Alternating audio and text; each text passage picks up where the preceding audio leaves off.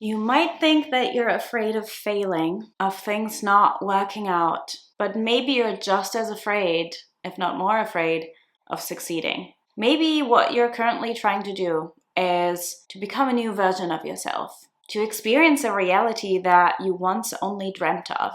But maybe deep down, that's the exact result that you fear. Let's explore why and what you need to do so that you can let all the magic in.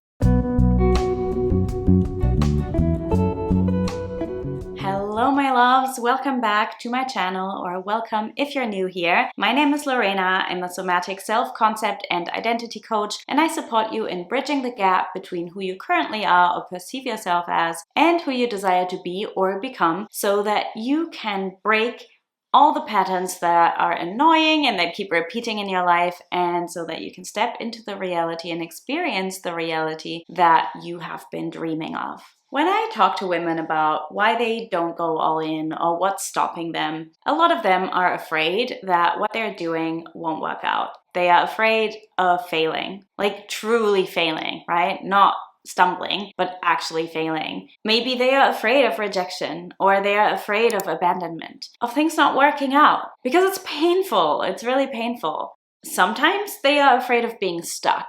They are afraid of wasting time, going after the wrong desire, being delusional. But very often you think that you're afraid of things not working out, but you're also afraid of the exact opposite. Because what you're really afraid of is change. Both failure and success are new experiences. Whether things go right or things go wrong, it's new. They divert from the status quo, from what's familiar to you right now. That's why patterns repeat for so many women, because it's all they know. And so they unconsciously keep recreating it. Things don't get worse, but they also don't get better. If you are used to dating emotionally unavailable people, but you're not used to being in a committed relationship and potentially having your heart broken at some point, or you're not used to staying single and never dating or not dating anyone, you won't move backward or forward. You will stay in the exact pattern you know, which is dating emotionally unavailable people. If you're used to doing mindset techniques to change your self-concept, but you're not used to investing in yourself, and you're also not used to admitting to yourself, being honest with yourself, that what you're doing isn't fully getting you to becoming your future self, you're going to keep doing what you're doing, even if it keeps you stuck. If you're used to always just getting by when you actually want more, you want more for yourself, but you're not used to that. You're not going to take a leap of faith, even though that is the only way that you even have the possibility to create and experience expansion and abundance and success like you say you want. Something working out for you and something not working out for you are both unfamiliar experiences in a way. And so you unconsciously keep yourself in limbo. It's safe, it's familiar, but it's also limiting and frustrating. It's like standing in the doorway of the reality that you dream of and never stepping through. Because there's an unconscious or maybe a conscious fear that when you step through, you might fall off a cliff. And you know what? You might. No one can guarantee you that you won't.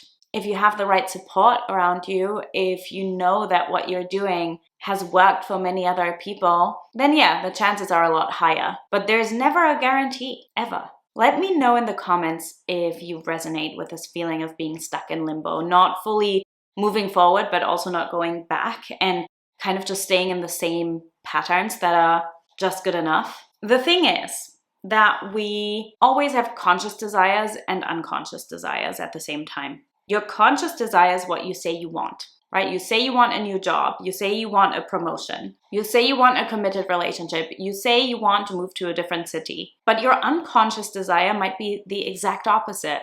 Getting what you want can feel unsafe because it's not familiar. It puts you into the unknown. And the unknown is hard to navigate, which, by the way, I recently did a free masterclass called Mastering the Mystery, which is all about navigating the unknown. And you can find the replay linked below in the description box. So you can just enter your details and it'll be sent straight to your inbox. But it's important to learn how to do that, because when you master the unknown, when you master the void, when you master the mystery, you don't have to be afraid of failure or success anymore. Your subconscious tries to protect you from re-experiencing what you once did. Maybe you've been disappointed or hurt or betrayed before, and your subconscious will do everything in its power to prevent that from happening again, especially because it was most likely extremely painful. Fear of success, fear of actually getting what you want, is also connected to fear of loss. Let's say you actually get whatever it is that you want. There's now the potential that you could lose it. If you get the relationship, now there's the potential for a breakup. If you build a business, there's now the potential that you mess it up and lose everything. All of this leads to self-sabotage and you unconsciously recreating the very experience that you actually don't want, or that you say you don't want. Now, I said that that comes from your subconscious, right? Which means that you might not even be conscious of it. Or maybe you are. Let me know if you are. Maybe you notice yourself taking a step back when you get close to getting what you want. But maybe you also don't see that happening. Maybe all you see is that you keep experiencing the same annoying patterns, the same cycles, and it frustrates you because you don't know why. Or maybe you do know why, but you don't know how to break it. Well, the why might be that a part of your consciousness recreates the pattern because of how familiar and therefore safe it is or feels. Getting what you want, getting what you desire, always requires you to take a risk. Always. You have to risk failure if you want success. You have to risk losing what you've built when you build something. In order to experience the epic love story you want, you have to open your heart. You have to get vulnerable. You have to face the reality of potential heartbreak. In order to become successful, you first have to invest in yourself. You can't just hope for the best. Now, you might not fear success itself, but you might also fear who you'd have to become to hold it. Because actually experiencing the love, the success, the life you desire requires you to become a new version of yourself. That can actually be terrifying. One of my clients who has been working with me for years now, she was manifesting a relationship for quite a while, and she kept saying how ready she was for love and for a relationship. But the truth was, she wasn't. She did end up manifesting the relationship, and I'll tell you how. I'll tell you what we did in my coaching program, Recreate Yourself, to make this possible for her, to get her ready. But there was a long time when she said that she was ready when actually she wasn't. Why wasn't she ready even though she said so? Because she wasn't yet who she needed to be in order to maintain and receive the relationship that she desired. Because she didn't just want any relationship. She wanted a love in which she felt fully chosen, fully valued, fully loved for all of who she is. She wanted a healthy, committed, long-term relationship. She wanted to feel safe and secure. She wanted the real deal. Now, she has that now, but what we first needed to do in Recreate Yourself was a lot of identity work, right? That's what the entire program is about. My entire body of work is about changing your identity, changing your self-concept to become who you want to be. But we also had to expand her nervous system's capacity to feel safe enough to let that type of love in. Because as much as she'd been telling herself that she wanted an epic love, her mind said yes, consciously, but her nervous system and her subconscious screamed a big fat no the entire time. So how do we overcome this fear? How do you overcome the fear of getting what you want? I'll tell you how. Firstly, you have to master the unknown. You have to master the uncertainty of not knowing what's next. Remember the free masterclass replay I've got linked below? That's what that's for. You also have to increase your nervous system's capacity.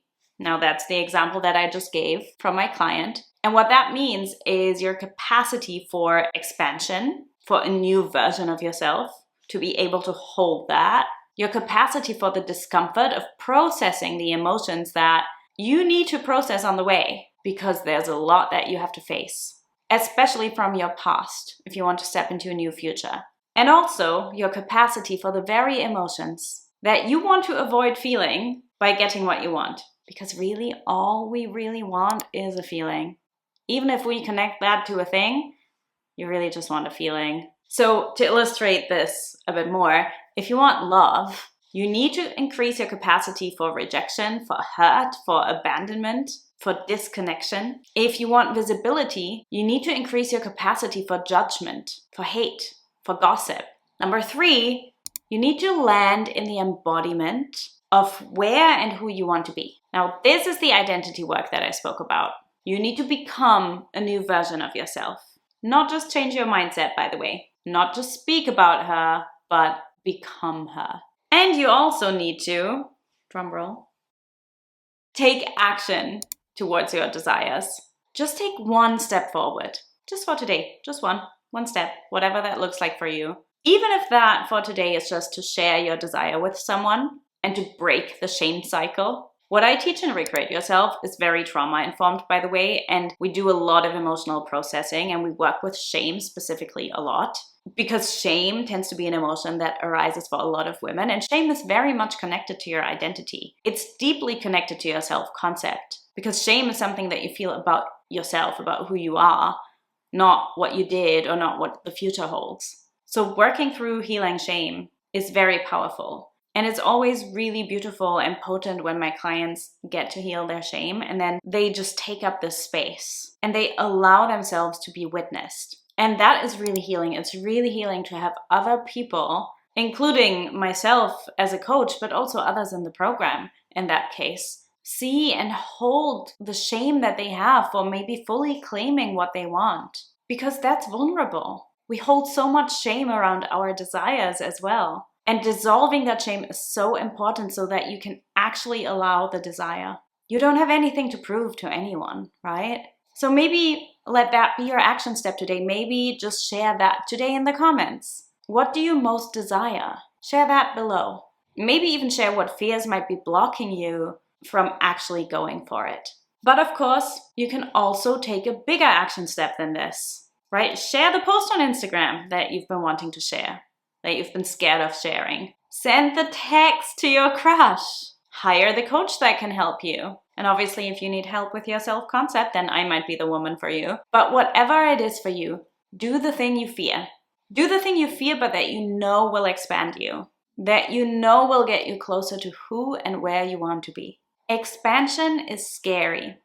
And evolving into a new self-concept involves an ego death. But you can overcome this fear of expansion. And this new version of yourself that you get to step into, the you that finds all the things that you currently feel are maybe far away, the you that finds all of that natural and normal, that version of you has long overcome those fears. That version of you no longer sabotages her wildest dreams. Now, if you knew that your success was guaranteed, that you could not fail, if you knew that you could not lose, what is one thing that you would do today? Let me know what that is. And then next week, we're going to explore why changing your self-concept can sometimes feel really lonely and what you can do about it. I'll see you next week.